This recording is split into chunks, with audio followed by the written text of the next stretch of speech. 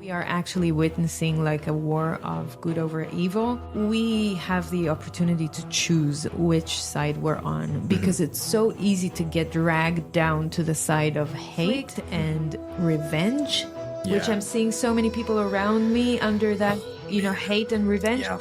And that would just continue the war. That would just perpetuate a state of war. And it's not just an external war, it's also a war inside of you.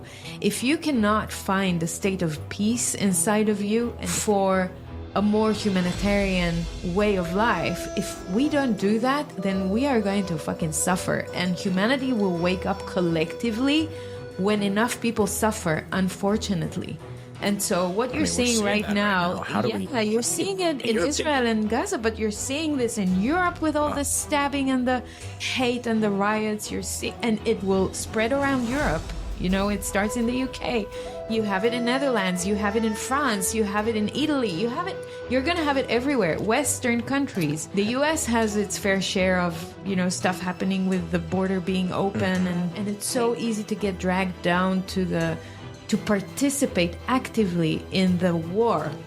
Have you ever read the book or heard of the book, The Fourth Turning? Yeah, sure. It's, and I spoke to Mark Moss about it in my podcast. This fourth cycle. Yeah, we're definitely in that fourth cycle. People do the mistake of thinking that this fourth turning relates only to external things around them, to the finance and the economy and the wars and all that. But that fourth turning is so internal and spiritual too.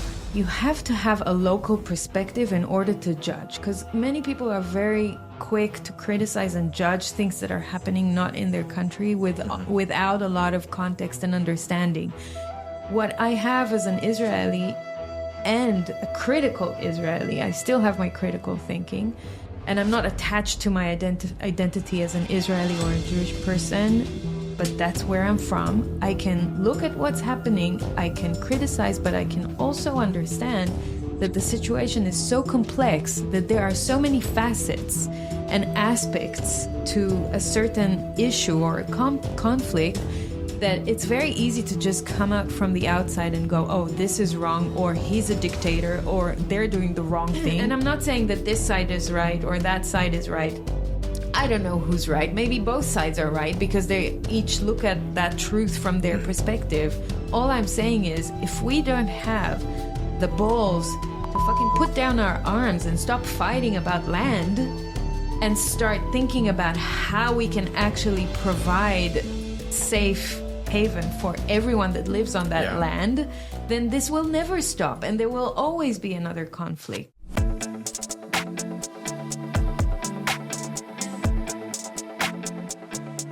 Thanks for joining us for another episode of CypherPunk'd.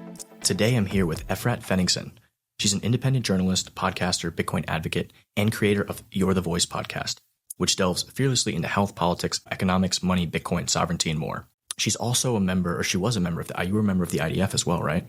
So you have some interesting perspectives on certain global macro events that are occurring. So without further ado, welcome. Thank you very much for having me, Matty.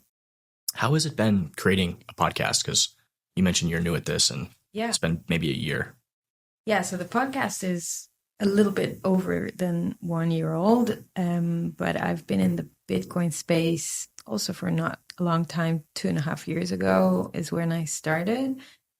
But I've been creating content and working in marketing and communications for the past 20 years. So I did not come into this space without any skills or experience. I just started the podcast a year ago or so because I felt like now I need to dedicate all of my time to speaking out, to putting the spotlight on the hidden truths on many different topics that today are considered to be taboo, or people don't like to hear about them too much because the mainstream media or the politicians or the governments are framing what's allowed or not allowed for us to speak or to think about. And so I go outside of that sandbox, and I believe that knowledge is power, and without the proper knowledge, people will not be able to properly prepare themselves for what's coming. And as we can all see, a lot of shit is coming down. Absolutely.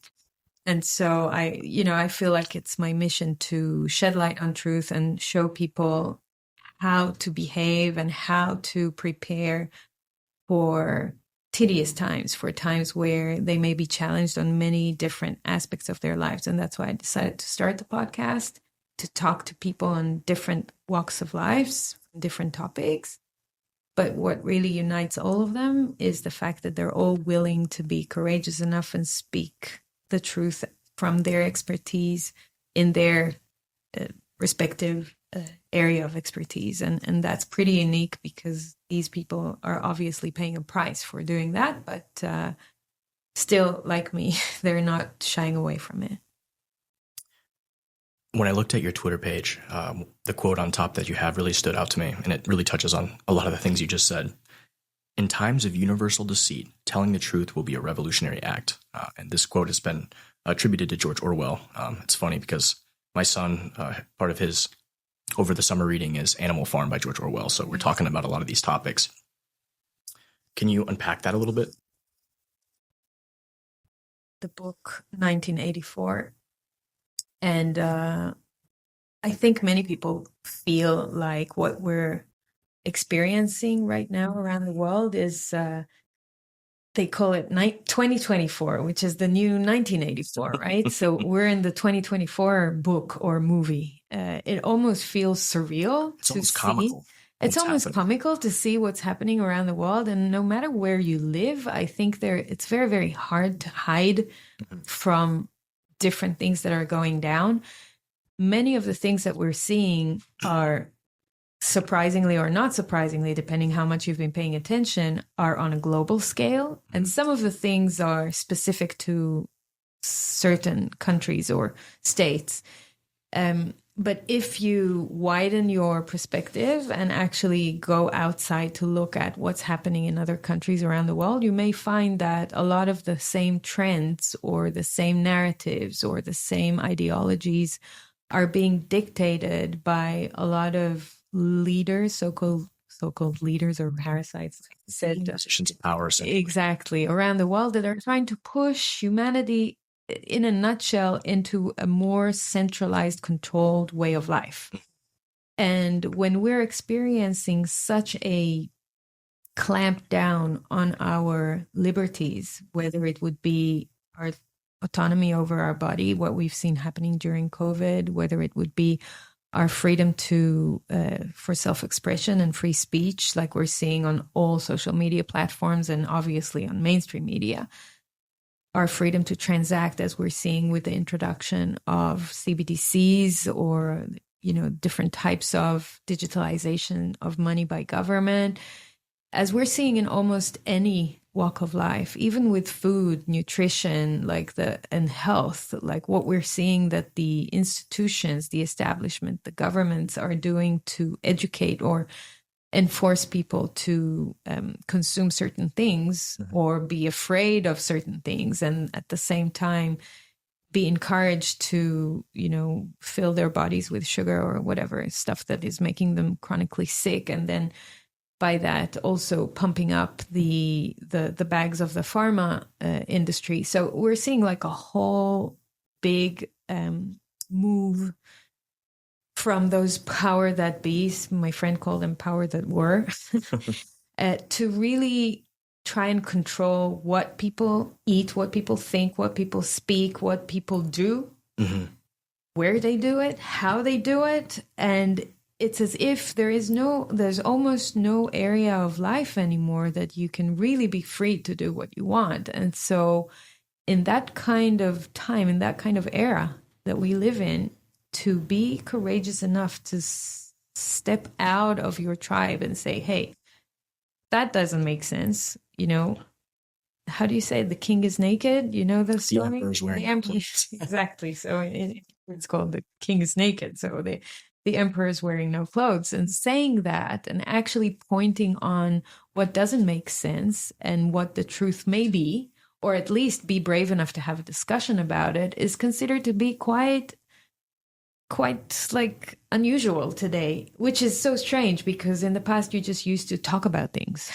Yeah. Or just voice your opinion, it would be fine. And today we're in this weird controlled environment where you actually in Australia have to submit 100 points of identification if you want to surf certain social media sites, so Very that the wild. police knows who you are and what you do online. Extremely right. yeah. And this is Australia, that is a democracy, right? That's supposed to be like a Western country with like Western values. And so what happened, like if you haven't been paying attention, and if you've been like more asleep in the last few years, you may be waking up now because of different things that are happening and opening your eyes and going, hold on, that doesn't sound right. And I see so many people now around me, whether it's here in the US or in Europe or in my country, in Israel, waking up to a lot of the things that the government or the establishment is doing and going, hold on, that is one step too far. Yeah. Like, I don't agree with that anymore. This is like unreal. Why can a police officer come into my house without a warrant now? And a bill for that has just passed. This is like one step too far on controlling. I mean, it's wild, because if you read the Constitution of the United States, which is like just the most basic document of human rights and the rights of the citizens of this country, particularly, the flagrant violations of so many of those constitutional rights is just unfathomable today. Yes. I mean, they're violating, the Fourth Amendment with privacy, which is a big focus of this pod that we're launching. But from the Second Amendment to, the thing to what you just mentioned, right? Going into your house, another violation of the Fourth Amendment. Yep. I think there's been just this huge growth of authoritarianism. And I think that's what we're seeing, whether you live in a so-called democracy or whether you live in an actual dictatorship, right? What we're seeing, and again, I think it cuts across political spectrums, right? Because a lot of people don't know, but George Orwell himself was more of a socialist, right? He believed that, but he believed in democratic socialism where people had more of a voice, essentially, right? But I think really what we're seeing is this level of authoritarianism that's been enabled by, some technologies like the internet and media that can be great forces for good, but also great, if the power is left unchecked, great forces for control as well.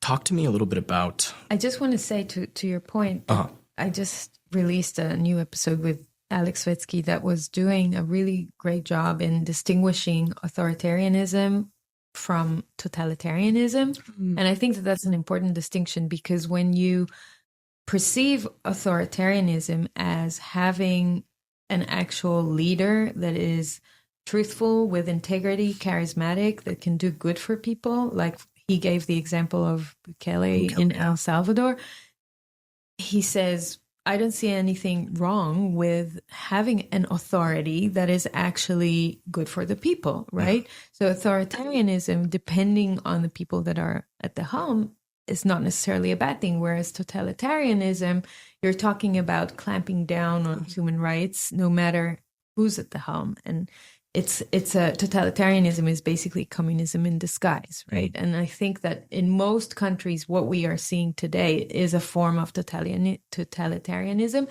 or we're on the way there in most countries. And there's a great book by Professor Matthias Desmet, which I wrote, about totalitarianism and where we're going now. And he's looking at it from a psychological perspective and historical perspective, and comparing what we're going through right now to the different eras in history where a lot of states or countries were becoming totalitarian. So there's a lot we can learn from history, and people forget that. That's interesting. I haven't, deeply thought about the differences, the subtle differences between authoritarianism and totalitarianism.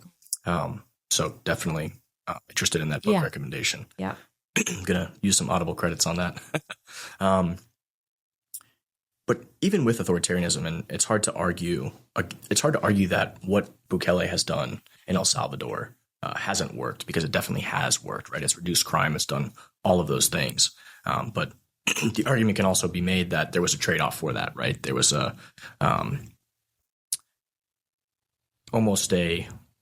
I wouldn't say abuse of human rights, maybe that would be the word, but, where they're warrantless arrests and these kinds of different things, right? I'm not super familiar with the deep politics in El Salvador, right? But you can't argue that what he didn't work, because it absolutely worked, right? There's less crime, there's less things, but the Constitution here in the U.S., even with those trade-offs, our Constitution that we have in the U.S. should it still doesn't, even if it does, make things safer or whatever, freedom has a price, right? So there's a price for freedom, and there's a price for human rights. Yeah, and there's always a trade-off, and obviously I'm not from El Salvador, so I can't testify as a local, but from the interviews that I've watched Bukele speak with, for example, why do I forget? Fox guy, ex-Fox guy. Tucker Carlson. Tucker, yeah. Mm-hmm. He had a great interview with Tucker. And also I've interviewed Max and Stacy, and I've spoken to some local El Salvadorians when I was in Prague. It seems like what the guy is actually doing is cleaning the streets from crime, where you see a lot of Western countries, citizens calling out to do the same in their own countries. Like in the US here, you have cities that are how do you call it, like stricken with the disease of drugs. Exactly. And so there's so much crime in the streets, and people are really craving for some law and order in that sense. And it's not coming because there is no leadership to actually be brave enough and say, we need to clean the streets from all of that. And then the people criticize the government or the establishment for not doing that. And then they look at Bukele and he's doing that. And then they criticize him. So hold on, I thought that's what you wanted. And I'm going to touch on something that is a little bit more explosive, but it's also closer to where I am. I'm in Israel, right? Just to begin with, I actually condemn what the Israeli government is doing today in Gaza. I think that it's an atrocity that we're going to pay high prices for many, many years to come. And on a humanitarian level, it's a disgrace. I'll put that aside because that's not what I wanted to say, but I just gave that as a context. I still think that the organization that we're facing, that Israel is facing against Hamas, is a terror organization. Oh, yeah. And so undoubtedly. Yeah. And those terrorists need to be, put to charge. And so when that's what Bukele is doing with criminals in his own country, you see some left-wing Israelis that are calling out for cleaning off the, state from Hamas terrorists, then making no sense, saying, oh, he's abusing human rights. Why is he not behaving properly to these people in El Salvador? But hold on, I thought you said that that's what you wanted your government to do with Hamas terrorists here. So you have a double standard. Cognitive dissonance dude. With a lot of people, it's like complete dissonance, sorry. And I think what you're trying to say is that, two wrongs don't make a right. Obviously, what Hamas did was absolutely atrocious and horrible. What I'm trying to say is, first of all, that you have to have a local perspective in order to judge, because many people are very quick to criticize and judge things that are happening not in their country without a lot of context and understanding. What I have as an Israeli and a critical Israeli, I still have my critical thinking, and I'm not attached to my identity as an Israeli or a Jewish person, but that's where I'm from. I can look at what's happening, I can criticize, but I can also understand that the situation is so complex, that there are so many facets and aspects to a certain issue or a conflict, that it's very easy to just come out from the outside and go, oh, this is wrong, or he's a dictator, or they're doing the wrong thing, and just like blanket label the whole thing as something without really seeing the complexity of things. So we don't always have to have a definite a decision or opinion about something. We can hold a complex situation without knowing whether it's good or bad, right or wrong. There could be some aspects of it that are good and some aspects of it that are wrong. I'm sure not everything that El Salvador is doing is great. I'm sure that there are some things that can be criticized for. So all I'm saying is, let's stay humble in our perception of complex things that are happening around us and around the world, and be respectful to people that are actually experiencing these things, and be open to learning from them. It doesn't mean that we have to be on this side or that side. We can just learn. We can just or be open to everything that's happening. That's so I mean, the way the media operates today, everything is black and white. You're on this side or you're on the other side. Exactly. They try to polarize us because that's the easiest, rather than staying in the center, being, having your values, being centered, staying humane, watching, observing. You can criticize, you can ask questions, you can discuss, but it doesn't mean that you have to then hate someone or be against something or pro something. You can just understand the world around you, or just or say, not understand I don't understand it yet, so exactly. I don't really have I know this is wrong and I know this is wrong. I don't know what the right answer is, right? I mean, I don't know how to resolve this. This is a very complex situation. There's so much gray in life, and the media has turned into this. I saw a chart the other day that's like trust in media is at like historic all-time lows. Like I think it was like 15% of the population only trust what they get from the media, right? And have you watched some of these like coordinated like talking points? I mean, yeah, sure. Like, I have it as part of my talk. I don't know how these people can call themselves journalists. I mean, you're not a journalist. You're just you're a teleprompter. I mean, I have a clip of COVID during COVID. This is a risk for our democracy. This is a risk for our democracy. All of them saying the same thing. I mean, it's like, I have no respect for those people at all. It's pathetic. Yeah. I mean, regurgitating the same talking points. You're just a teleprompter, right? Completely. You're not a journalist. You're a propagandist, essentially. I mean, that's what it is. And to be honest, I left a high-paying job and 20-year career with all my experience and reputation and everything to become a journalist. There is no good money at it. There is no glory at it. I just want to do to balance this something meaningful craziness. I want to actually do things that journalists are supposed to be doing. That's why I agreed to do this podcast. I've been for the past decade behind the scenes in the industry, but the past 4 years particularly have been, wild watching this. And, I think it's important that, in times of universal deceit, telling the truth will be a revolutionary act. There you go, right? You did that too. Well done.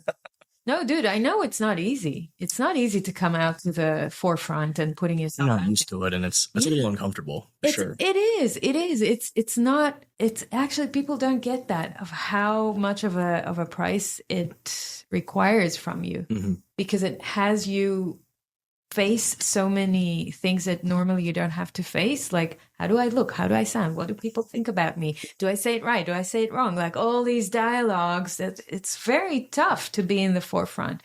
So you have to train yourself in putting your ego aside and just be there for your mission, for other people. Otherwise it can be challenging. Let me get back to your podcast here. Sure. So, about a year, maybe a little bit longer. You've got 36 episodes so far from what I've seen, 2.3 million views. Congratulations on that. Thank you. That's amazing. And like you said, you left another career, and I think you put in quotations here, an old hamster wheel fiat chasing life to my new purposeful life. Why don't you go into a little bit more detail about this? How did you chase fiat and what triggered the shift? Sure, that's a good question. So I used to be a chief marketing officer, marketeer for about 20 years in tech companies, global companies, and startups. Oh, I'm going to pick your brain after this then. Sure, with pleasure. I've done a lot of marketing for many tech companies, consulted as well, but also managed big teams of like 10, 20 people all around the world, budgets of like $4 to $10 million a year, generating revenues of anywhere between, $20 million to $100 million a year, depending on the company I worked for, and build like really successful brands for other CEOs or investors. And it was never mine. It was always someone else's. And I always did a pretty good job at creating those brands, generating the revenues, bringing in the leads, And I am self-taught, so I taught myself marketing. I never studied that in university. I studied computer science, and I was a programmer at the beginning. But I understood pretty quickly that I do like technology, but I don't want to be on the creating side of it. I want to be in the side that tells the story about it, because that's more interesting. And so I made my way slowly into the sales, marketing, business side of things.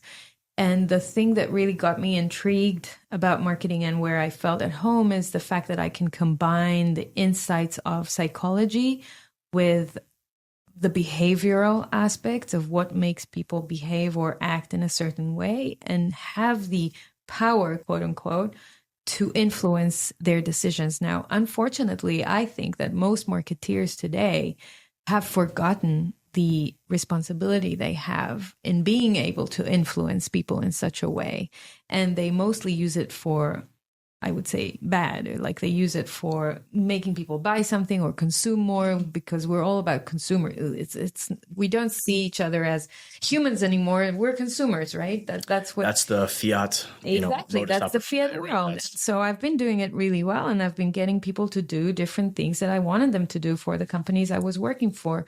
I always made sure that I never work for companies that are doing anything bad or that are hurting humanity in any way. On the contrary, I thought that I chose companies that were doing something good for humanity. That was always important for me. However, at the end of the day, I felt like I'm always working for someone else, but also, what are we doing here? Like, we're, in the end of the day, each company is running in this race to make more money for its investors.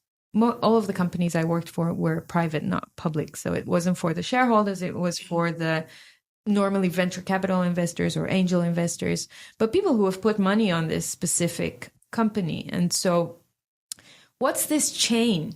What are we doing here? What are we building? Are we actually building a business with a mission, or are we trying to satisfy the investors? Good companies will try to do both, right? Some companies forget about the mission of the company and they actually try to just satisfy the investors, which in other words is they're playing the fiat game. They're like making money for the sake of growth, for the sake of return on investment for investors, so that the investors will be happy, so that they'll put more money, so that we'll make more money. And there's this chain reaction. It's a hamster wheel. Yeah, in a way. And so at one point I was like, okay, I want to do something meaningful, something really meaningful. And I know that what I care about is opening people's eyes to the lies that exist today. And so I have to divert my energy and attention from making money for someone to actually making a difference in the world.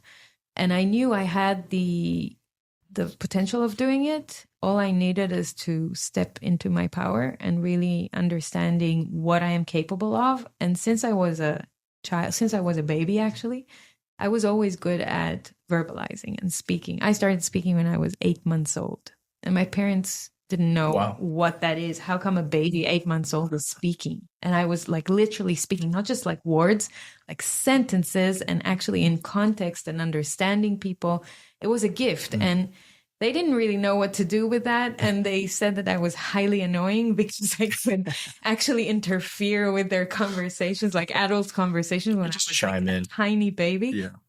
But that was always something that was really burning within me, to speak out, to really be, to say what I have to say. And throughout the years, throughout the decades, I actually always thought that it was a disadvantage of mine.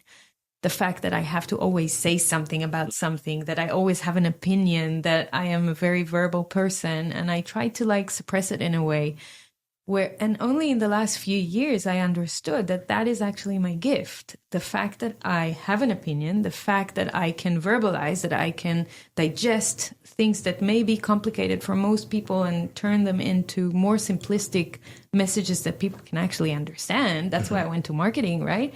Would actually be useful for many, many people. And that makes a difference for people. And so I started owning my strengths. That's awesome. Owning my innate, I think, natural abilities to understand. That's why I called my podcast "Or the Voice," because you finally have to understand that it's your voice that matters.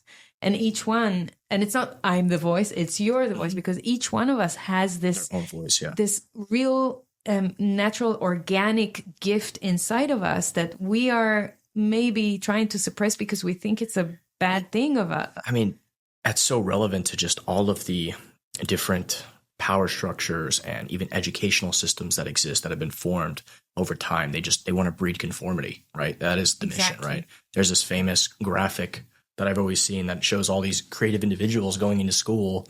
And then on the other side, it's like a factory. And on the other side, it's like just a bunch of people in suits with no creativity, no thoughts, So to what you're saying, I mean, that's very accurate, right? Yeah, you want to find your own spark and your identity and be able to own it and be proud of it and carry it through. It's hard to take that red pill. It is very hard. It's hard to step out of the matrix. Especially when society around you makes you feel that you should be like everyone else.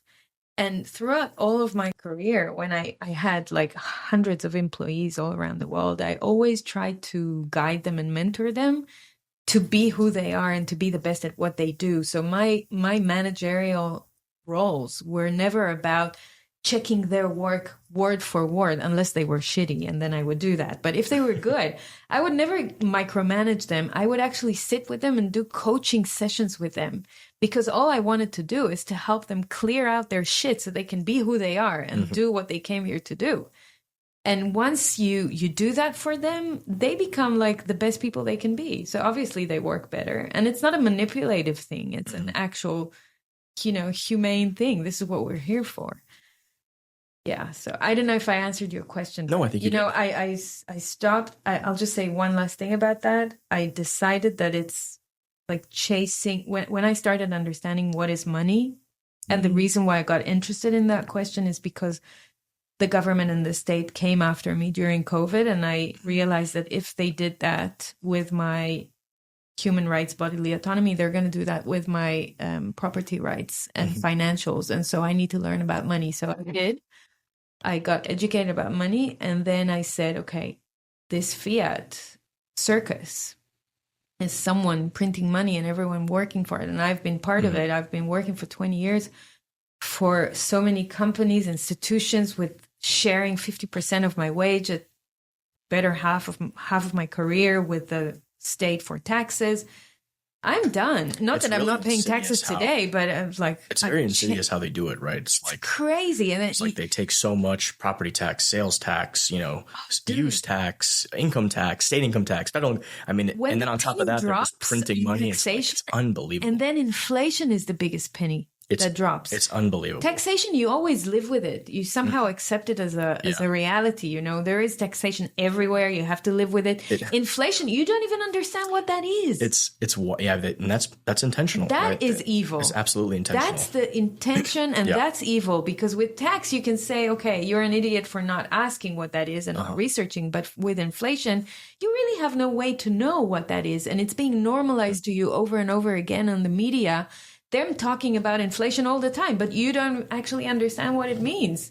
What is inflation? Did you ever stop to ask that question? And so when the penny drops and you actually understand that you've been working for fucking 20 years for companies, investors, states, governments, whatever, that fucking suck the life and the energy off of you as parasites, because they take can capital from productive entrepreneurs who are contributing jobs and creating opportunities for people and reinvesting that in society, and then they take it and they just waste it, squander it, push it towards war. 100%. They do that, and did you see the thing?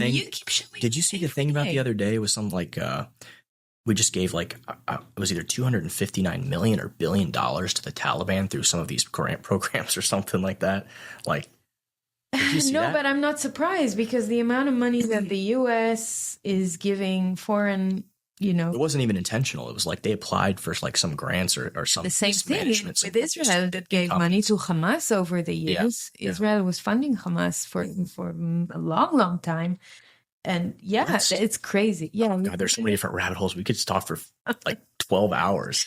I mean, I could talk. Yeah, it's all documented, and it's in my interview with Brett Weinstein. Yeah, I did. That was a fantastic interview, and there's so many different rabbit holes we could go down there. But you have a unique perspective here because you served in the IDF, and you have a lot of really good journalism on this whole situation, especially your evaluation on the October 7th attack. Talk to us a little bit about that. Talk to us about Hamas, because you have a unique perspective here, and I'd love to hear your thoughts. Right. So there are many, many details about this story. And if you want to really go deep on that, I would recommend that you go to my blog and or my Twitter, and you see my reporting from October 7th, 8th, and a month after October 7th. I did 3 reportings on it. And I also did a few other ones that followed up with more evidence that came out. So I can give you the links for it if you want. But basically, what we know today, which we didn't know right at the start, is that Israel was aware of the massacre of October 7th, like aware of the plan to do something like that. On October 7th itself, when it happened, I stood up and talked about it. And I was one of the only people in Israel that was doing that in English to the outside world, to give my view and opinion, including my past experience as an IDF soldier 25 years ago. Mm-hmm.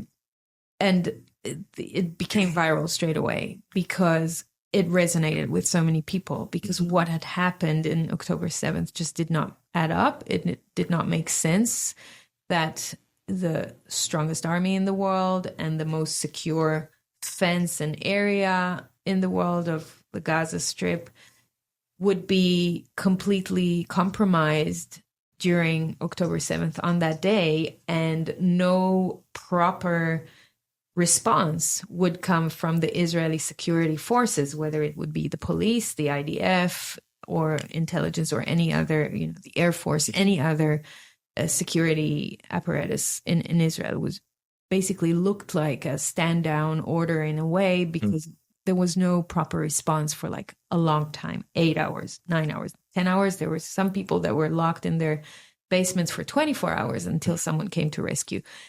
And was this on a Jewish holiday? I feel like I have somebody. It wasn't a Jewish holiday, but that's not the most important thing. It was on a Jewish holiday called Simchat Torah.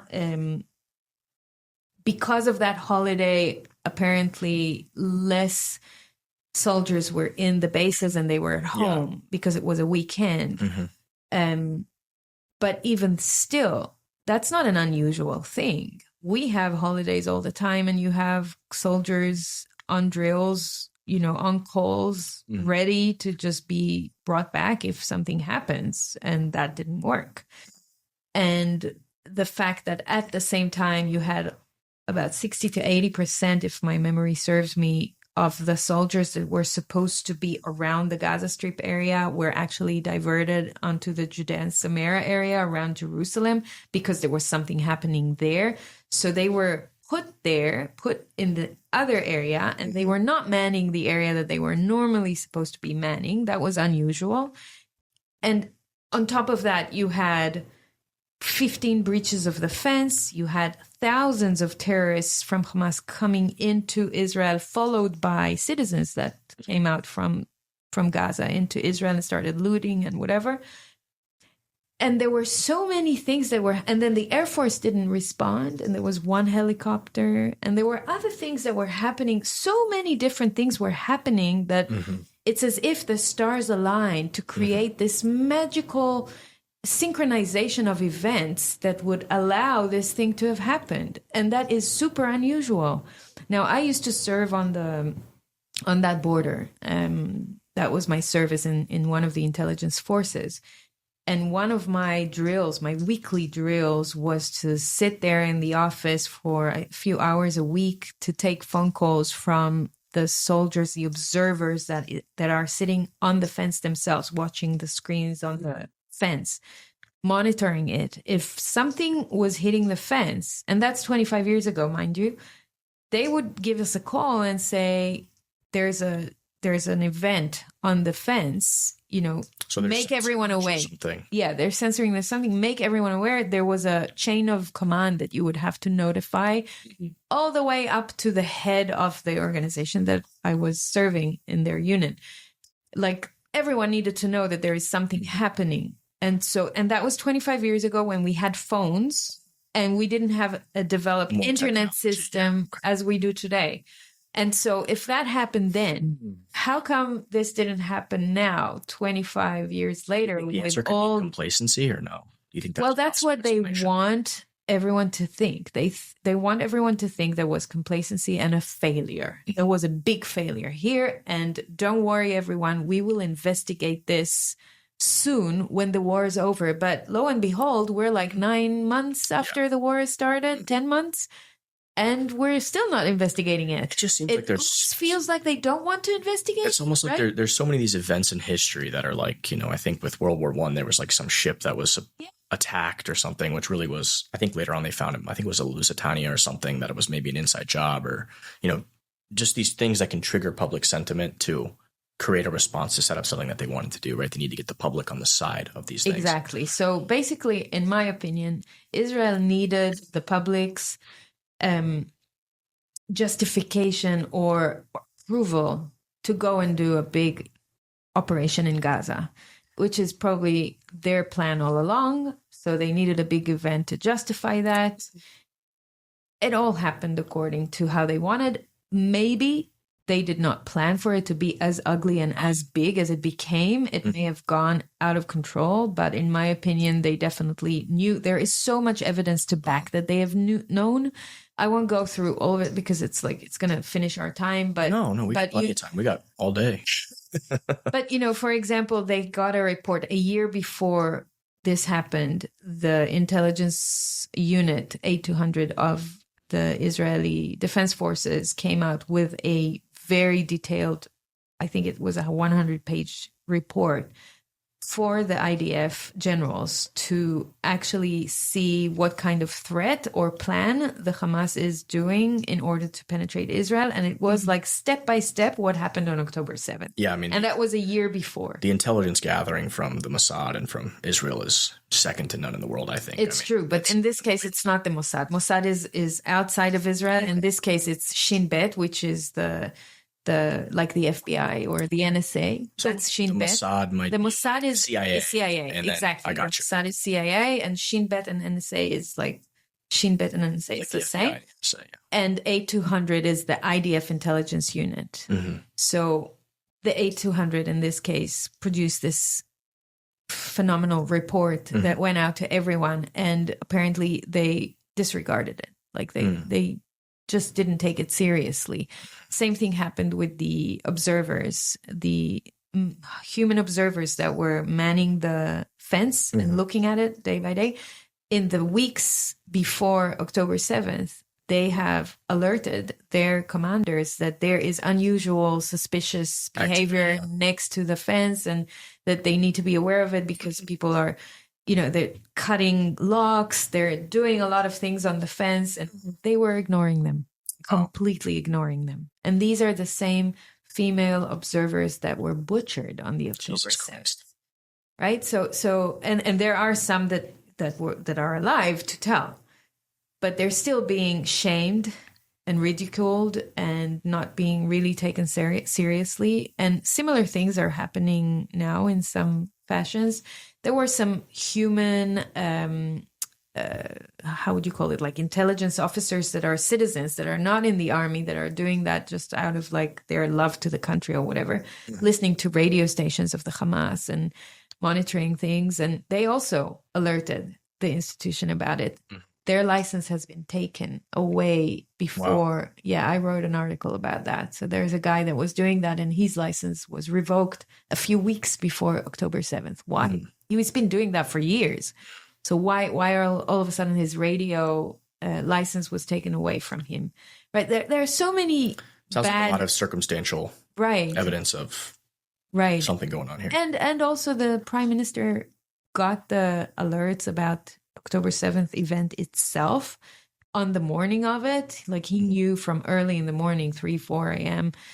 And he did nothing until like midday or after midday. It's like, what, your people are being butchered in their homes? Like, why are you doing nothing? Like, where are you? When people actually, I know there are witnesses that have said that they, through people, it's very easy to get to people in Israel because it's such a small state. So within like one or two phone calls, you can get to anyone essentially through relatives or whatever. Yeah. So this one guy that was in Kibbutz Be'eri, which is one of the places that was completely butchered, he managed to get on the phone with the prime minister on the day from Kibbutz Be'eri. And he was telling him, sir, like, we need you to come here or to send someone because we're being killed.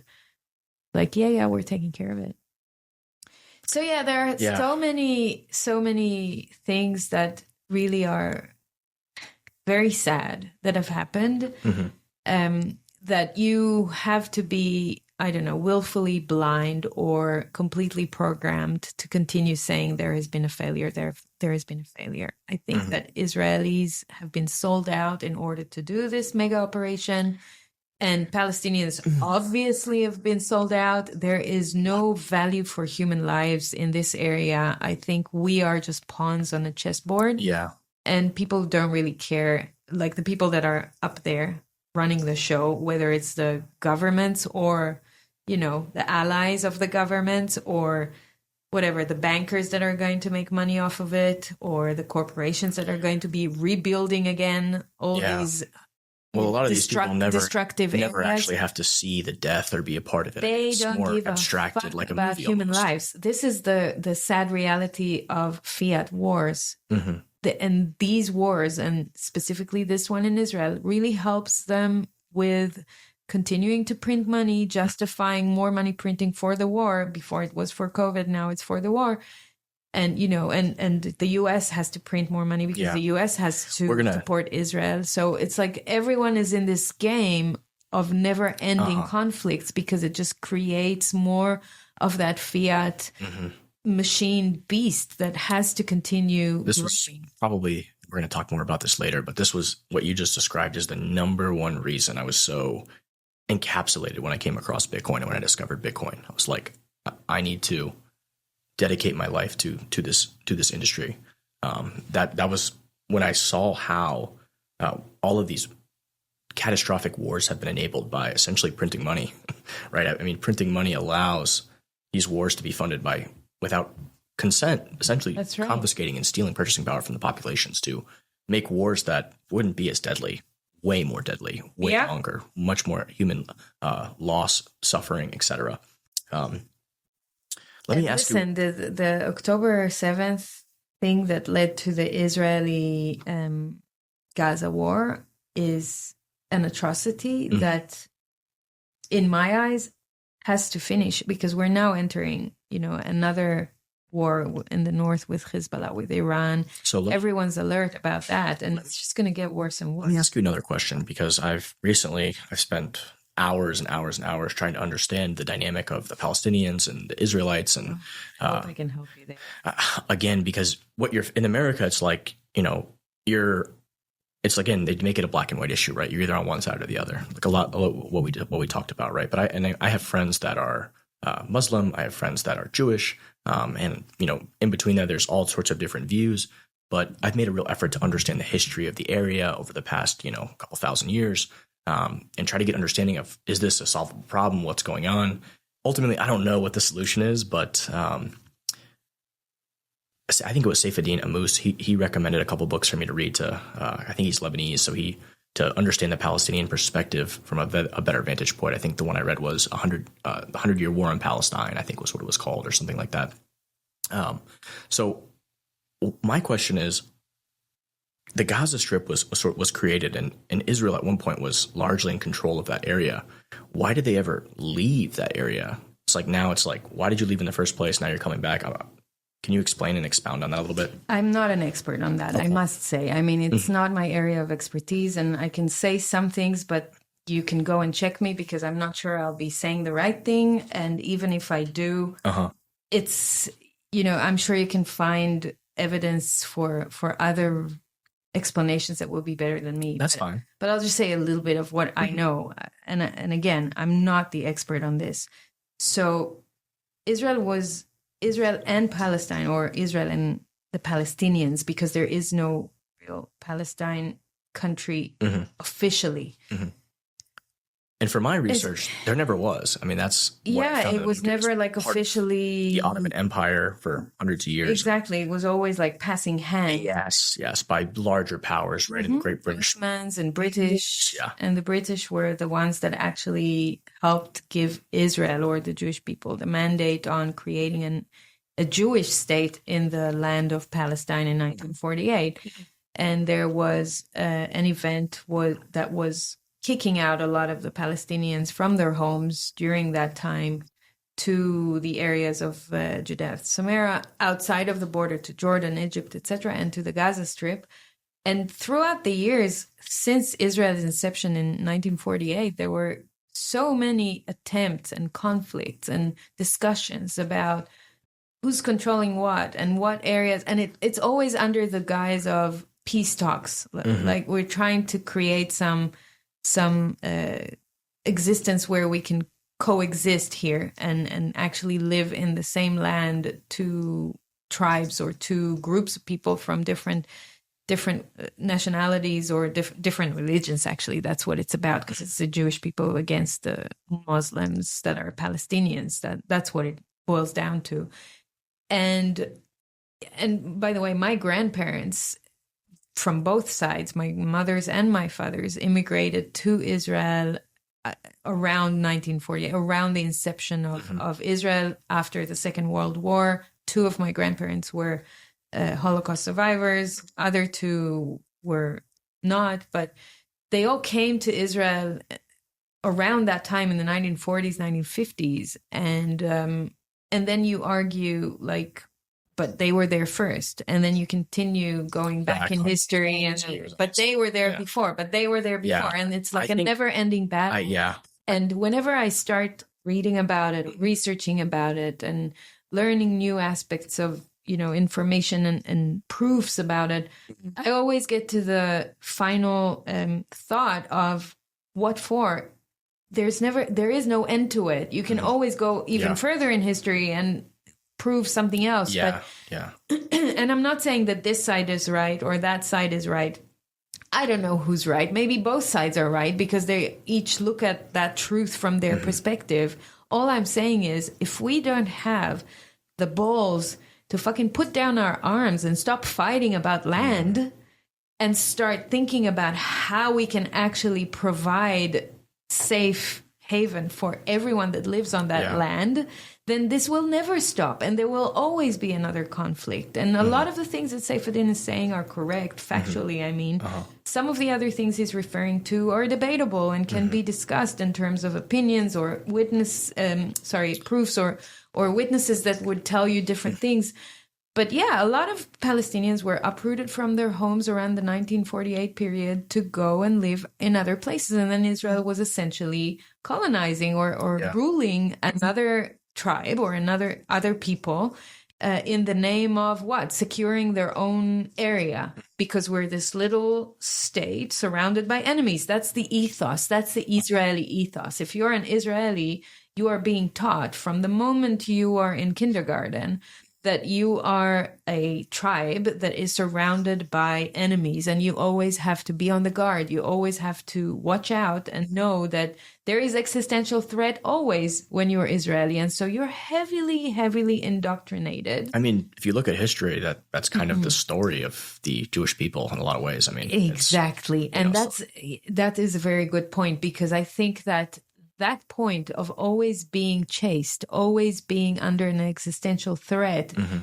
it's not that it's not true. As I said, my grandparents were Holocaust survivors. My grandfather actually experienced 13 concentration and death camps, and he finished 1945 in Auschwitz-Birkenau with a tattoo on his hand like a slave, right? So it happened. For all those Holocaust deniers out there, good luck to you. I know exactly what my grandfather went through. Yeah.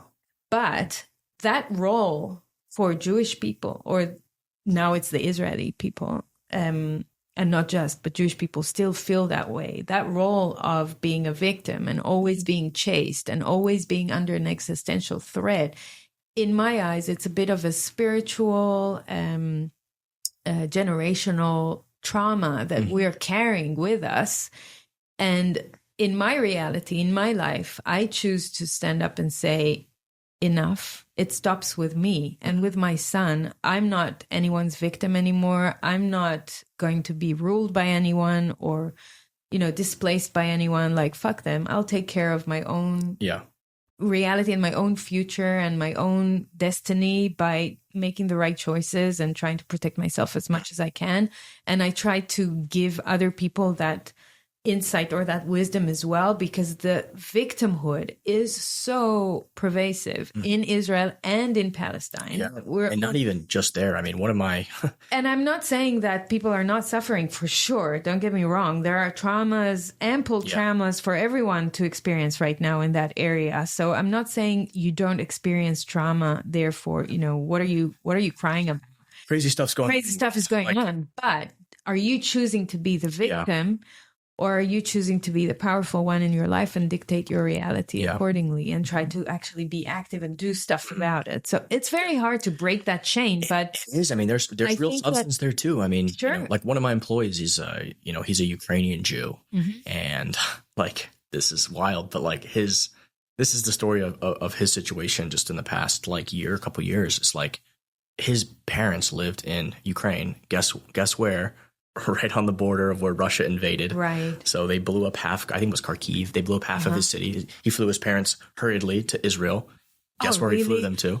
To the south area? To where the attacks occurred. Yeah. So his parents were in that city when Hamas came in. So, I mean, there is, some level of, some spiritual war there. Yeah, there's some stuff going on. So definitely, it's like, I don't think diversity, and now he flew them here, but then they had to go back. So there's a lot. Obviously, there's acceleration of crazy shit that is happening all around the world. So it could also be like just reality, but that's unlucky. I mean, that's very unlucky. Yeah. But if it's not, and there is something that is like more spiritual than that, and we are actually witnessing like a war of good over evil, then we have the opportunity to choose which side we're on, because it's so easy to get dragged down to the side of hate and polarization and conflict and revenge, which I'm seeing so many people around me under that, hate and revenge. Yeah. And that would just continue the war. That would just perpetuate a state of war. And it's not just an external war. It's also a war inside of you. If you cannot find a state of peace inside of you, and if you cannot be brave enough to say, whatever happened, I'm willing to put things aside. I'm willing to forgive. I'm willing to accept. I'm willing to live with that. I'm willing to, not know or, not have an answer and a solution, but I'm actually for a more humanitarian way of life. If we don't do that, then we are going to fucking suffer. And humanity will wake up collectively when enough people suffer, unfortunately. And so what you're seeing right now, you're seeing it in Israel and Gaza, but you're seeing this in Europe with all the stabbing and the hate and the riots and it will spread around Europe. It starts in the UK. You have it in Netherlands. You have it in France. You have it in Italy. You're going to have it everywhere. Western countries. The US has its fair share of, stuff happening with the border being open and hate starting to bubble and all that. And it's so easy to get dragged down to participate actively in the war. Have you ever read the book or heard of the book, The Fourth Turning? Yeah, sure. It's and I spoke to Mark Moss about it in my podcast. This fourth cycle. Yeah, we're definitely in that fourth cycle. There's a lot of this stuff bubbling up. The unstable. And that has people be unstable. And people do the mistake of thinking that this fourth turning relates only to external things around them, to the finance and the economy and the wars and all that. But that fourth turning is so internal and spiritual too. So if you're not working on yourself, if you're not conscious enough and aware enough to do work on yourself, then no change is going to be happening around you. And you're just going to be the victim of those circumstances. It seems like that's the messaging that is coming out from the media, education. There's so much of this victim mentality, whether it's, wherever you can find it, you're the victim, right? That's like such a popular, almost hopeless message that seems to be resonating with a lot of people and individuals.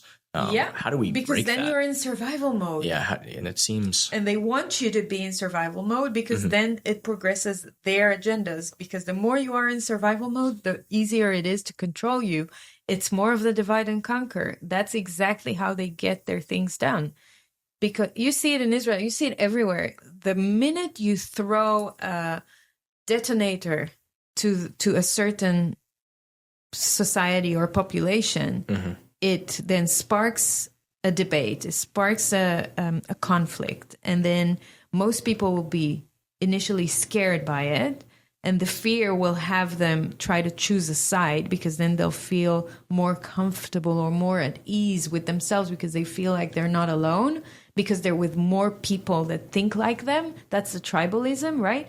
And they have no confidence in themselves to actually stay out there on their own without taking any sides, but with actually, as we said before, observing and checking things.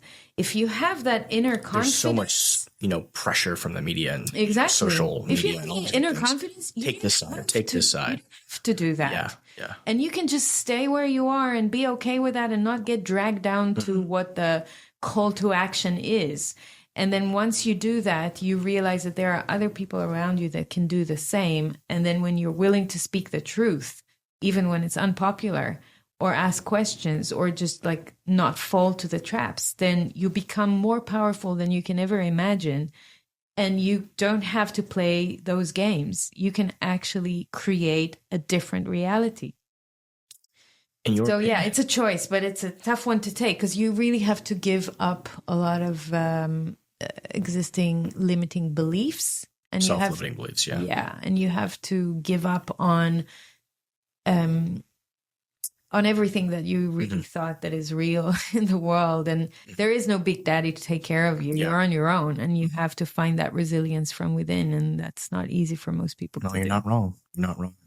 In your opinion, we talked a lot about the problem, and I've struggled. I've been racking my brain on this. When you've got, I told you that I could talk for a long time about that, but what's happening in Gaza right now is horrible. I mean, we see the death and destruction and the, just the vastness of it. And then we saw what Hamas did. And, I think part of Hamas's mission is to wipe Israel from the ocean to the sea or something like that, or from the desert to the sea. How do we get to, do you see what path do we have forward here? How do we get to this message of stopping the revenge and trying to work together and trying to find a solution between the two populations? I wish I knew. Do you have any?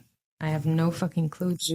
Definitely not with the lame sociopaths, psychopaths we have in power as leaders today. Yeah. I don't think they're going to do anything good for either of those tribes or people. I don't know how to solve that. I'm willing to say that I don't know, but I do know that I will not take any part in war waging or hate towards anyone. And I will not call for the destruction of someone else because something was destructed for me. You know what I mean? I will not call for revenge. And I will look 10 times at, am I hurting innocent people along the way? And is war the right way to solve this? People just need to, those leaders, they need to sit down and talk about peace, right? And again, those peace talks will also be part of the whole plan, in my opinion, because what they'll do in the peace plan is try to negotiate how Israel gets to rebuild some of Gaza with the U.S. involved in this rebuilding, and or China being involved in some of it, because China is heavily integrated into Israel today. So, and that really falls into the bigger question of who's going to win the elections in the U.S., because if it's Trump, it's going to look completely different than what it would look like with the Democrats, in my opinion.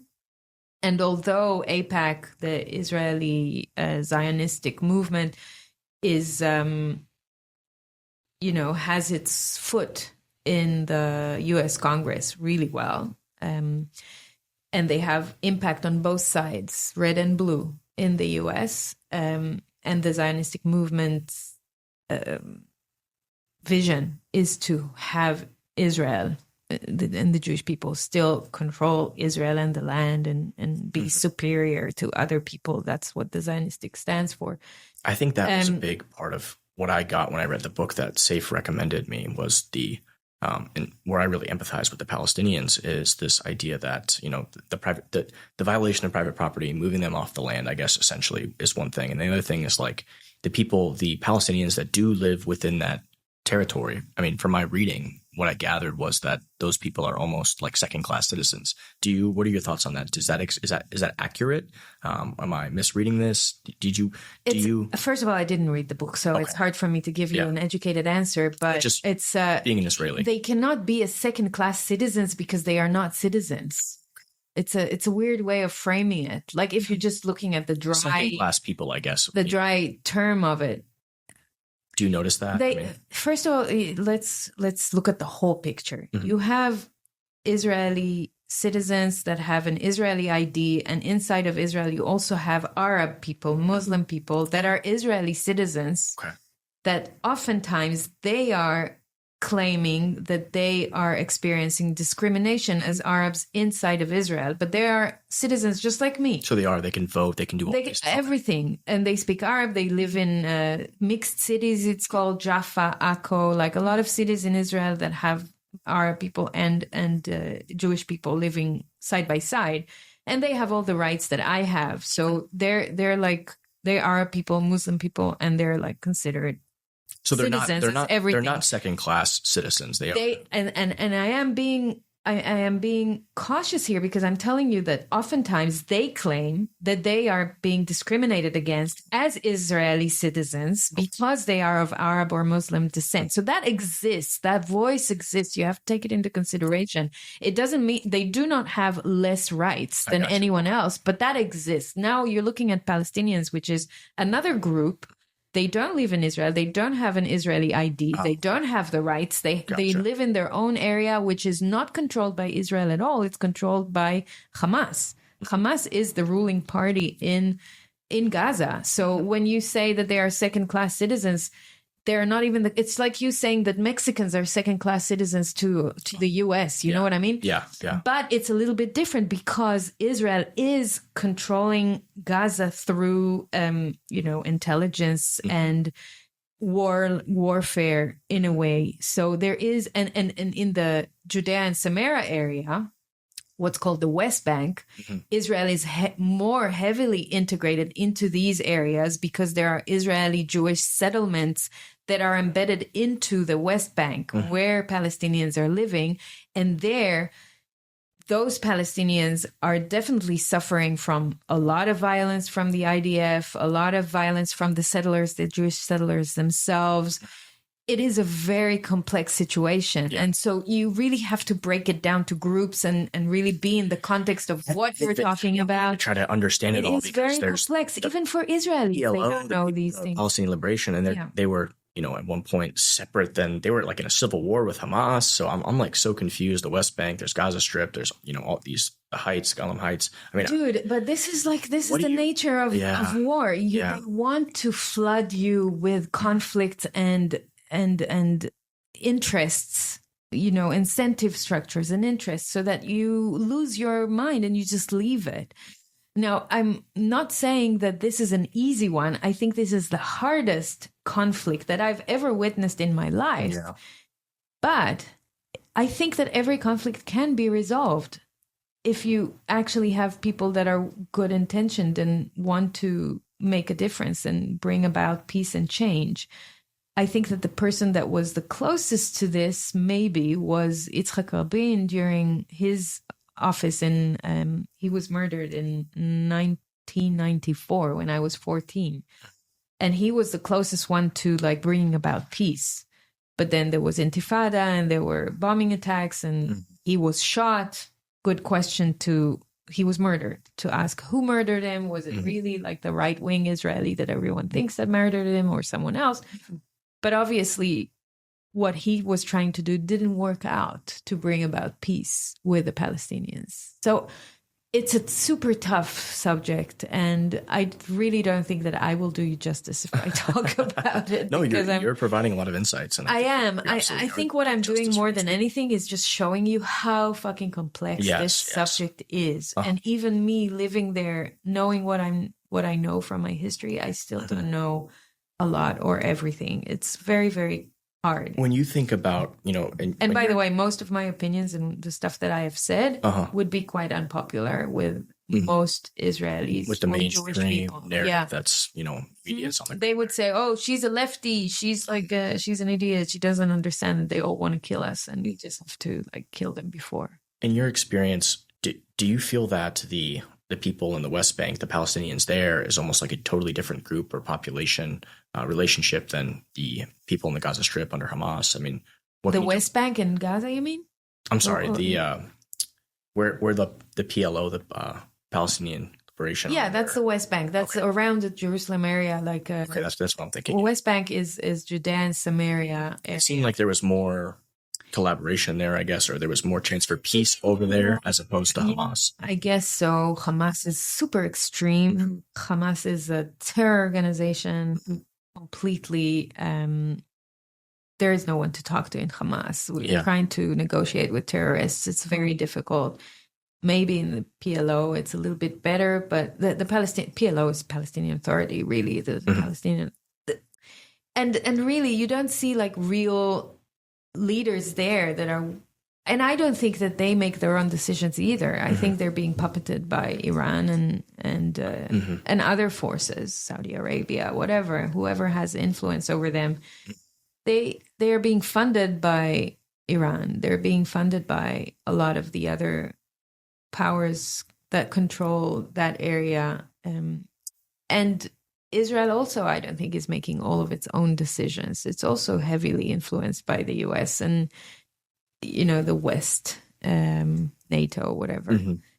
And there is a big, I think, struggle of powers between Israel and the US right now as well, because I think that the US, the current administration, doesn't like Benjamin Netanyahu and what he does and wants to replace him with someone that is more controllable and moldable, like Benny Gantz, for example. And so, a lot can change in the next few months.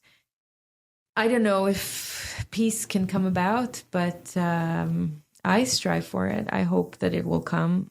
Israel is not a safe place right now. Gaza is definitely a shithole at the moment. It's very hard to live there. Recently, we saw, I think they took out the Hamas leader in Iran recently. That's wild. They, 2 months in advance planted this bomb there with the intelligence or the foresight that he would eventually be there.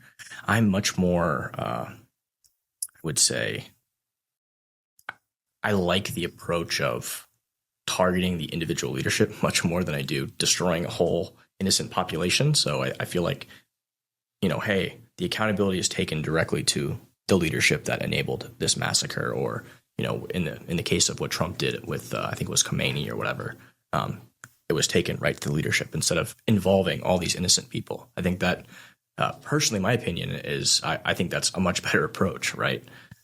I guess so, but call me crazy. I just I wish we can also put some light on solutions or agreed or other topics, because I'm really not like a war journalist, and because I am in Israel and I spoke out, I also was in this situation where there was so much expectation of me to continue covering this war, and oftentimes I don't want to. You don't want to think about it or talk about it. I don't want to think about it. It's in my reality, but I don't necessarily want to cover it, because covering it is different than just seeing it. It means that I have to be proficient in what I'm saying. I have to learn everything, and I don't want to surround my day in a war.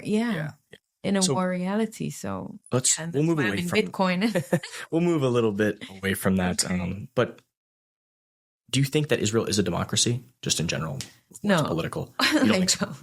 I think most of the Western democracies are not democracies, and they're a facade for it really feels that illusion, of socialism, communism in disguise. That is built in a certain way to make the average person believe that they have a choice. And the choice that they're being given are really like two things: vanilla, chocolate. What do you want?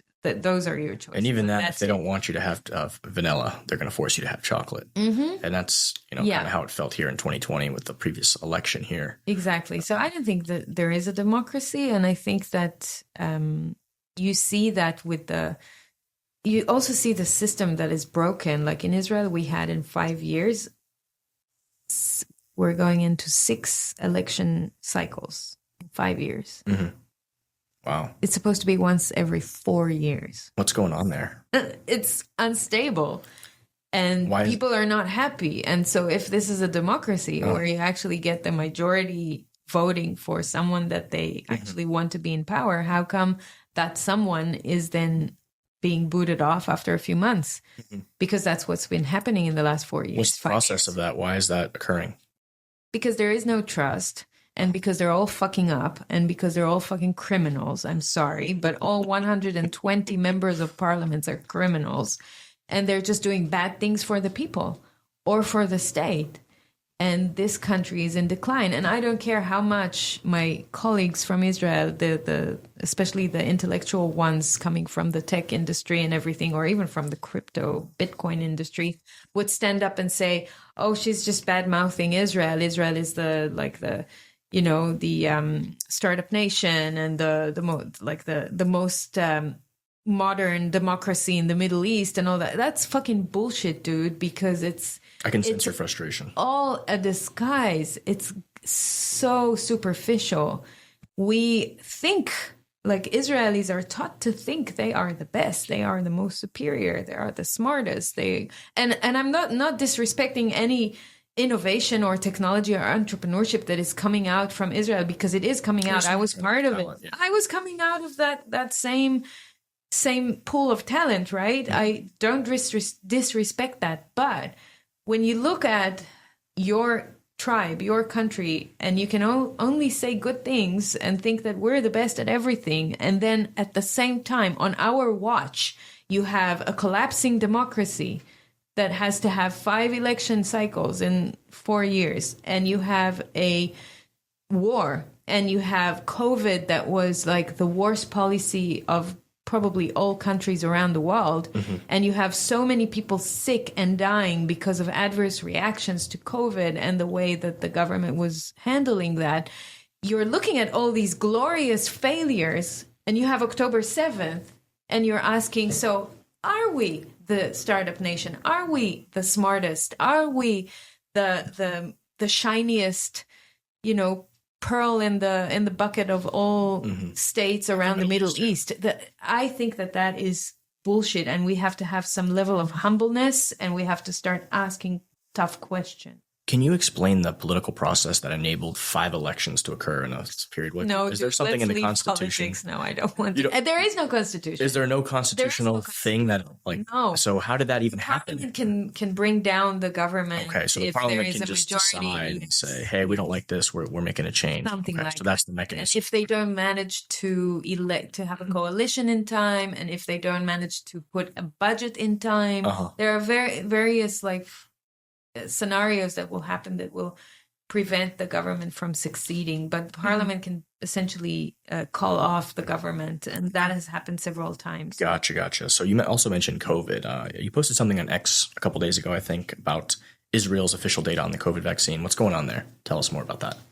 Right. So Israel, as everyone probably knows, was one of the countries that was first to launch every possible mandate or regulation about COVID, including bringing the vaccines. They're not vaccines, they're gene therapies. They're experimental gene medications that were given to people. And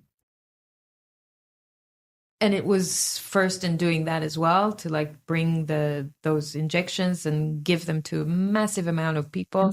Most people in Israel have taken at least 2 injections, and the rates of the adverse reactions from these jabs was so unbelievably high, including sudden deaths and myocarditis and everything that you can think of. And many people reported them, and they were obviously told by their doctors, no, this is not related to the jab. Same thing here in the United States. Sure, exactly. And recently it was discovered by the official report from the, how do you call it? Like the committee that was investigating COVID by the government or the state has actually said that 82% of adverse reactions that were supposed to be registered in the systems of the Ministry of Health were lost due to technical problems, or like, they couldn't register them. There was not enough manpower. The dog ate my homework, like any excuse under the sun. It's like what we're seeing with this investigation of the assassination. We don't have any records of any of the messages. Sorry. Right? It's just, oops. It's like the server was wiped. Yeah, I had a boating accident. Lost this. Right? It's unbelievable, the lack of accountability. And that's probably one of the things I can't stand about this, government in general, is like, there's no fucking accountability. Right. And people need to understand. They had to fight this lady to get her to resign. It's like, lady, you are incompetent. Resign.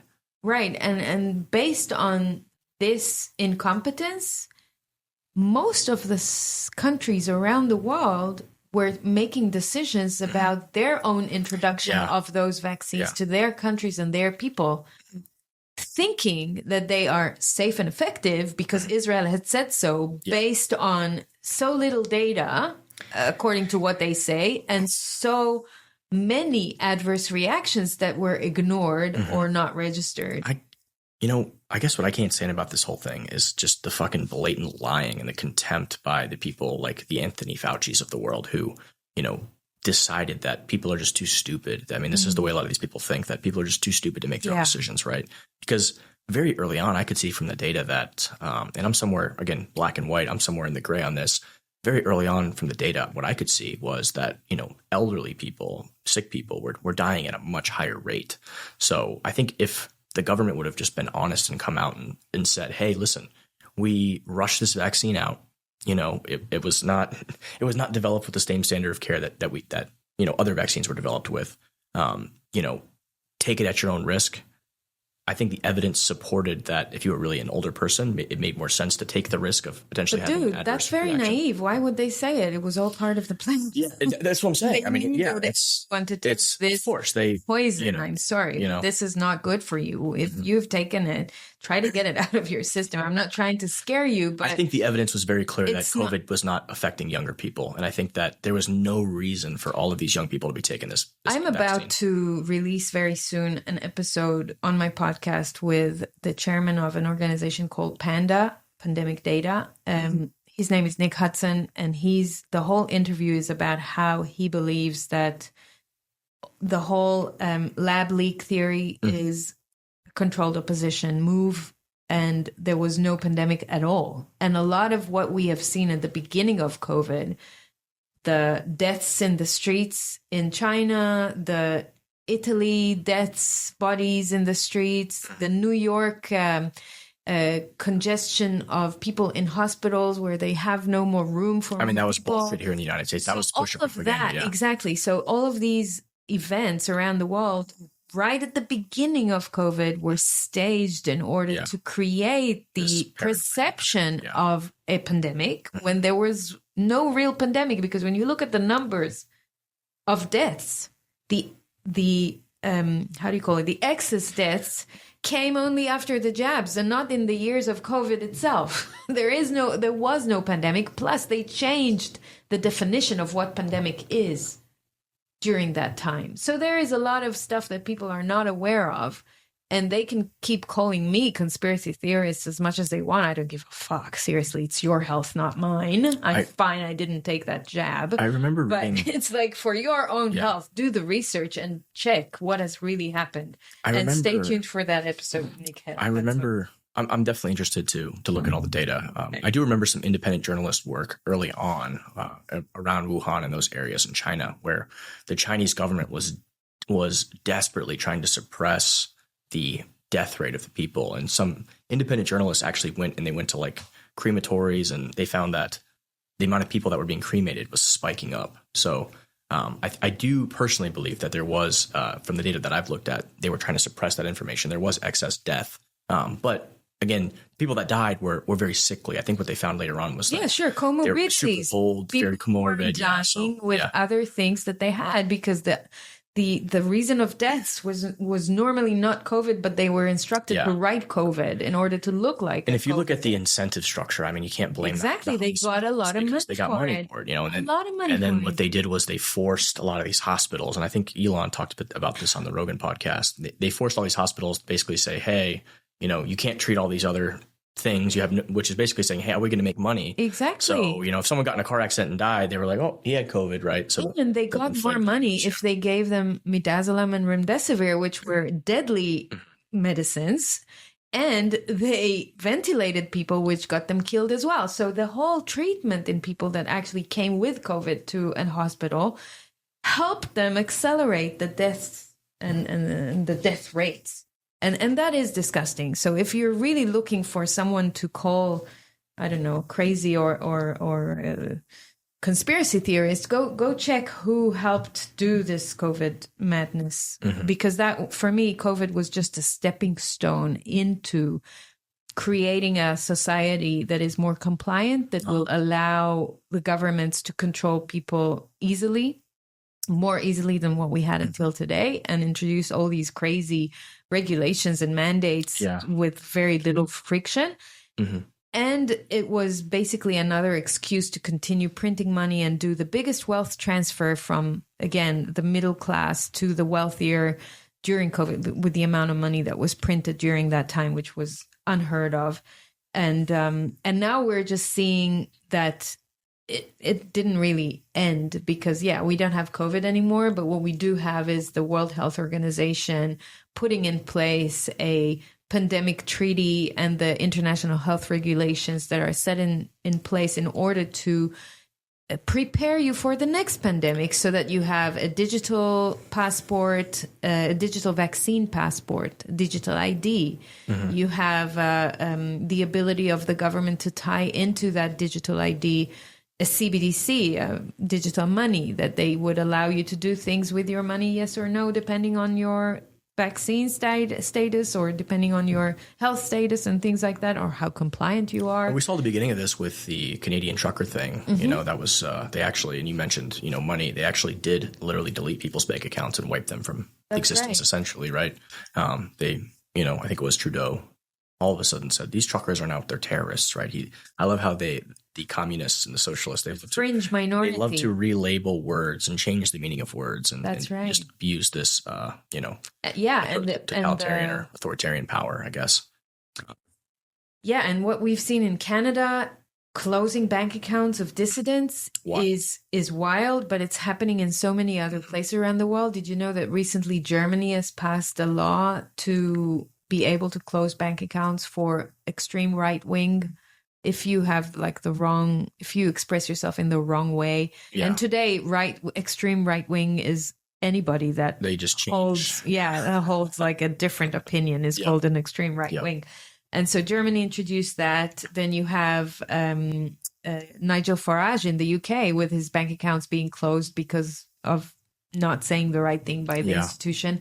In Israel, Biden gave an executive order to an Israeli bank to close bank accounts of settlers in Israel. Now, as I said before, I'm not a fan of settlers. I don't think that what they do ideologically is correct, but they're an Israeli citizen with Israeli rights. And here you have a president of a foreign country giving a call to an Israeli bank, say, hey, you hear? Can you close their bank accounts? They're not doing the right thing by me or by the US. And they closed their bank accounts, and it happened several times.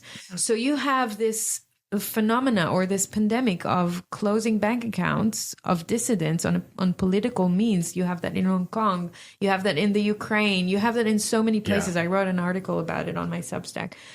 That, you know, financial censorship is the next thing that everyone is going to be dealing with. It's becoming more and more political, more and more harsh, and clamping down on your rights more and more. So that's why most of my energy right now is geared towards showing people how to protect themselves and their wealth from being confiscated by the state. If only there was a globally decentralized money that people could use. Right? Just, you know, right. The way they use text messages. Why didn't anybody come up with an invention to decentralize money? And Just no third party would have to give a permission to use your money. Yeah. Wild idea. Wild idea. Right. And that's what I try to teach people. And then they go, oh, that Bitcoin, it was invented by the CIA. And I'm like, who gives a fuck who invented it? It's like the wheel. The wheel was invented. It's good. Someone took it and used it in a carriage and then in a bicycle and then in a car because it fucking works. Who cares who invented it? Like I with all the respect for the guy that invented or the girl that invented the wheel, I don't even know who it is. But once an invention is good and it's massively adopted, who cares who invented it? Absolutely. And it's open source. To check it out, look at it. I read something the other day that like the wheel was invented before for something else, and like it took so many hundreds of years or whatever before they figured like, hey, we can use this to move things as well as use it to do something else, right? Right, right. And so even if the CIA invented it, if you can actually make a good use out of it with little to minimal to no friction with the establishment in some ways, if you're smart about using it, then just do it. Yeah. If that is what is stopping you from learning about Bitcoin, then shame. It's really a shame. That's all I have to say. But I'm happy to teach the ones that want to learn. Efrat, in places like China, we see the creeping surveillance state of facial recognition and AI accelerating this aspect of surveillance and Orwellianism. Here in the US, we're starting to see the beginning of these things. Recently, there was a story, I think you shared it, I shared it as well, about, and I'm an NFL fan myself, and I found this deeply disturbing. The NFL is going to be implementing facial recognition in their stadiums now. Have you done any research on that? And, the backstory there, what do you think? Yeah, so that topic of a surveillance state is something that has been heavily covered by a journalist that I really respect, Whitney Webb, that have done amazing work in covering that throughout the years. I have done some work on it also in Israel because Israel is also leading the way in those kind of technologies. We said no more war in what we're going to talk about, but just one example is that Israel has developed like a surveillance system on for the war to surveil people on the ground and shoot them like for warfare. These kind of technologies are everywhere, not just developed in Israel, but also in China and in many other places, in the US as well. Those technologies are normally being acquired by governments and by the state in order to surveil. Your candidate, your presidency candidate, Trump, actually thought of creating a physical wall between the US and Mexico, but finally he was convinced to change it into a smart wall, a digital wall. That I think a lot of the things that you're seeing happening right now in the US are going to normalize the fact that you as an American citizen will have to be scanned biometrically when you cross borders, which is something that you guys haven't been doing yet. And in Israel, it has been happening already for several years. So just to give you a bit of context, in Israel, for example, you have IDs mandatory for every person over 16 years old for years and years and years. It was always like that. In the last, I think, 12, 13 years, they started introducing also biometric IDs. And so your passport and your ID are digital and biometric. Now it's very hard to renew your passport and not get a biometric one. Like you have to get one for 6 months and you're limited. And so they give you shits for it. And so you have to comply and starting to condition you to the salami system of slowly getting you to do what they want. So essentially you can think that 9-10 million people in Israel all are using heavily digitized systems to identify to almost anything they do. Here in the US, it wasn't so common with your social security number to like quote it and different things that you were doing. But now it's becoming like more and more normalized. And plus there are talks about digital ID, right? So the infrastructure of digital ID is key in order to bring in a heavily controlled and surveilled state. And what we're seeing in the Bitcoin space also ties into this with KYC. So once you're identified, they're able to then track you and monitor and know things about you. And so when you're looking at, the NFL, for example, bringing in facial recognition in their games. This isn't even like a government thing. This is like a private. That's right. And you stop to ask yourself, how come why? Why are they doing it first? Secondly, why is the mainstream media like celebrating this? And so me with my conspiracy theorist hat on, thinking that if it's in mainstream media, it means that the institution wants to talk about something. And so they are normalizing or allowing the celebration of highly digitized technologies over your life.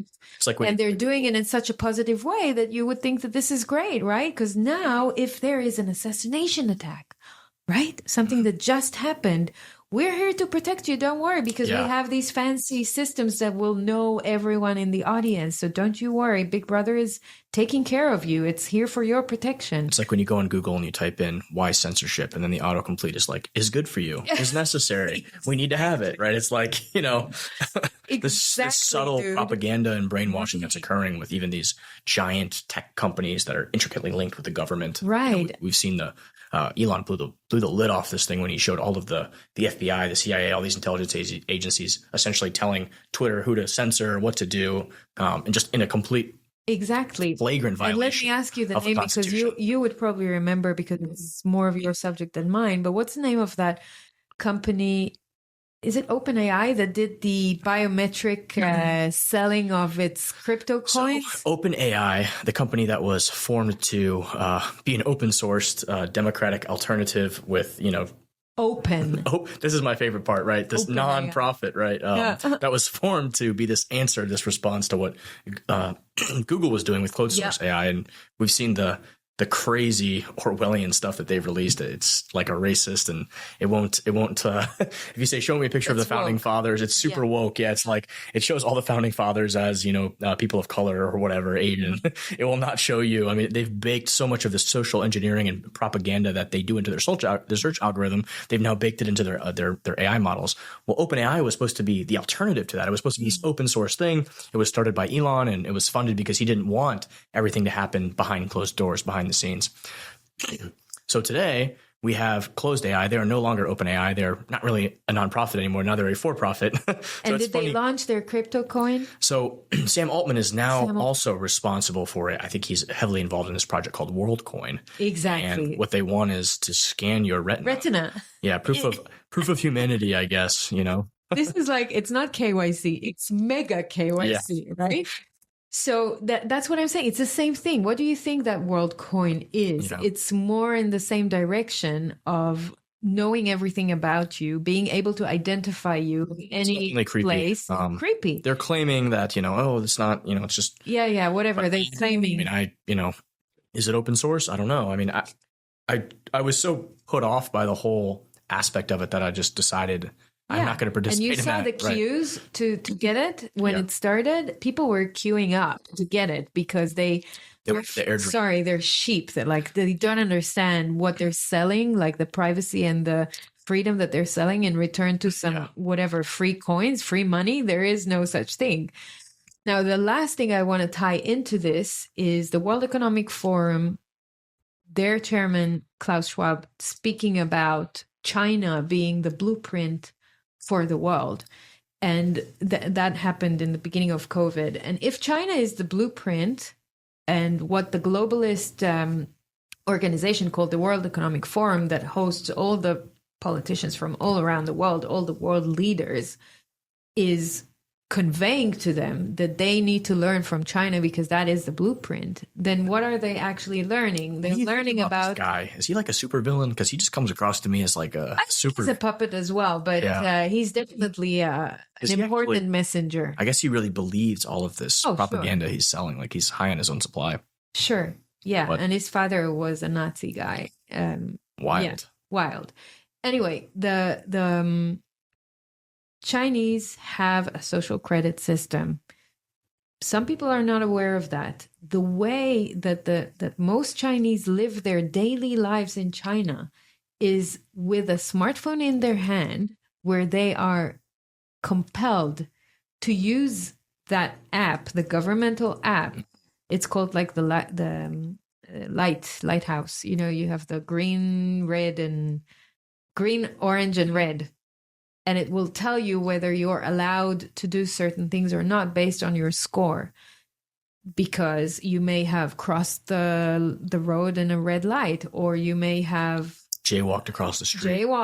You may have not have helped the old lady that was next to you and needed help, or you may have done worse things, like, for example, not taking a vaccination. Yeah.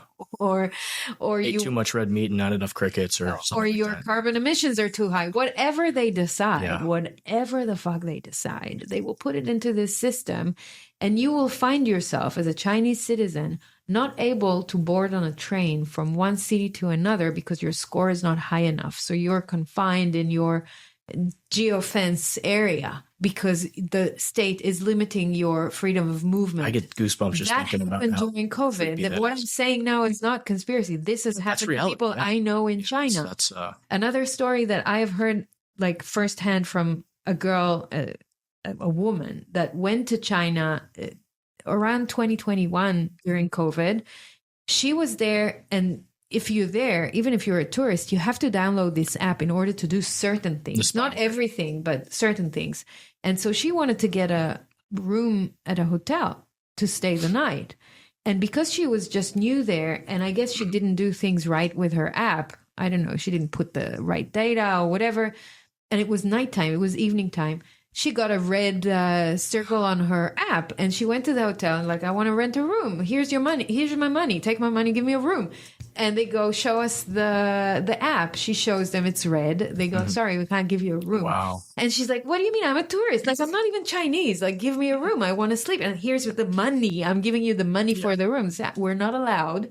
And the lady had to sleep in the street because no hotel will let her in. And That's because the people in the lobby felt so sorry for her, the guys that were working at the hotel, they allowed her to sleep on the couch in the lobby for the night. But this is real. So people don't get how real this is. And if China is the blueprint, then it starts with your face being scanned in a football game, and it continues with you not being able to rent a hotel room. And the scary part about this, too, is that China, with their Belt and Road Initiative, is exporting much of this Orwellian surveillance technology to Africa and places, you know, that normally wouldn't, that have corrupt governments, that normally wouldn't even be able to build or even deploy anything like this. Right. And now they're handing the keys of totalitarianism to these corrupt dictators and these corrupt, you know, countries and governments. Yeah, it's China scary. is very smart with how it's taking over certain countries around the world. And I think the U.S. has been complacent in a way to give China a lot of that power by moving the manufacturing power to China throughout the year. But now I think it's a bit inevitable you have to come to grips with China's powers now, because they are controlling a lot of the critical infrastructure in a lot of countries around the world. And they're deeply integrated into venture capital funds, into educational systems, into ports, electricity, power, energy companies, etc. And so it's going to be very hard to fight them on all these fronts.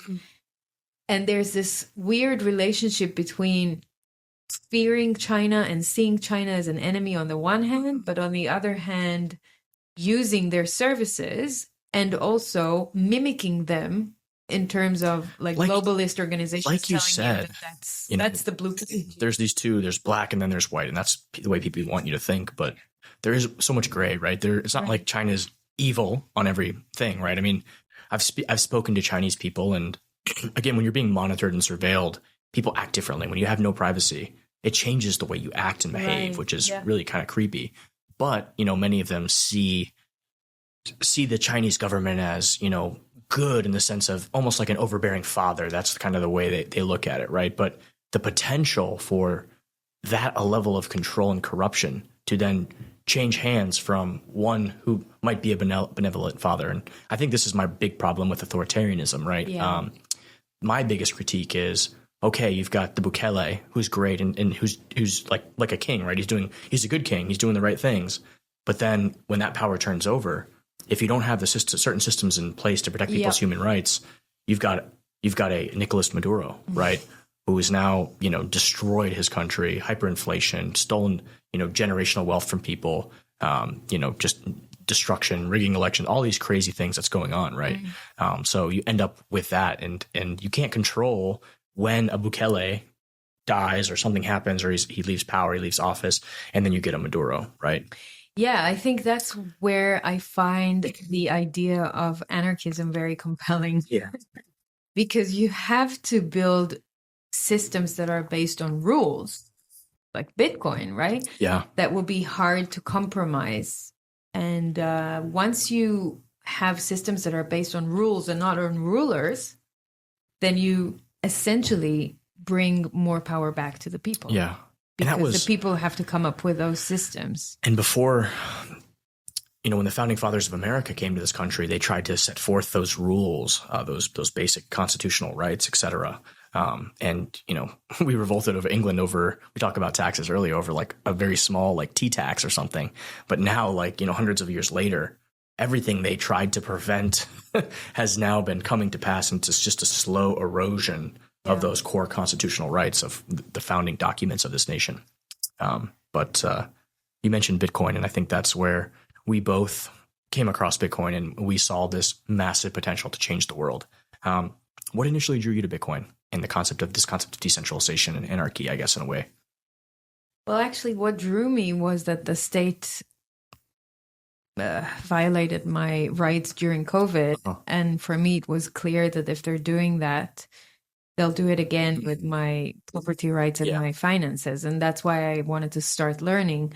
But when I think of when I then started learning about Bitcoin and understood that it's decentralized, I think it took me a few weeks to keep asking the question. So really no one can control it? Yeah, that's a very hard concept because we've been conditioned. Control it? How many times I've asked it to different people? Yeah. I challenged everyone. Really no one can control it? It was so hard for me to grasp. How is that possible that this is really power back to the people? Yeah. And that's a really hard construct to come to terms with when you're educated and conditioned so much on there is someone always that is pulling the strings. Have you ever read The Sovereign Individual? I read some of it. I have it at home. So I read some of it. Yeah. Not all of it yet. Well, that's a fantastic book. But it talks about this concept throughout history of being decentralized and then becoming centralized and then becoming more decentralized and then becoming centralized.